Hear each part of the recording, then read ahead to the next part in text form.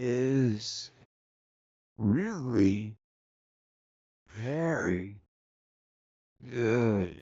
Check this out, as a little brain chip is allowing a patient who is completely paralyzed to speak again. And for the first time, he can even sing. I'm the CyberGuy. Follow me at cyberguy.com. That is where my newsletter is free.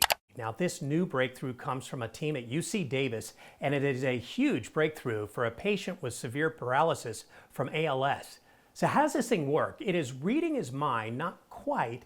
It's actually way more clever than that. Instead of reading abstract thoughts, the chip taps into the brain signals that would have gone to his speech muscles, the jaw, the tongue, and the larynx. The computer then translates those intended movements into words almost instantly.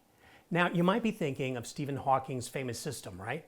Well, this is a massive upgrade to that. Using AI, this system was able to clone the patient's original voice from old recordings so it sounds just like him. I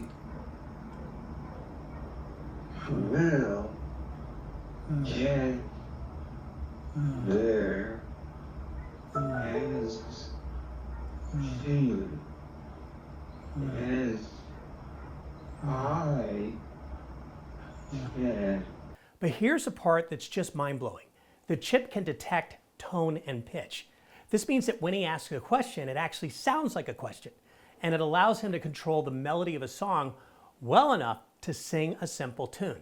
So he's not about to headline a concert, but this is a profoundly human step forward in restoring not just communication, but a piece of someone's personality.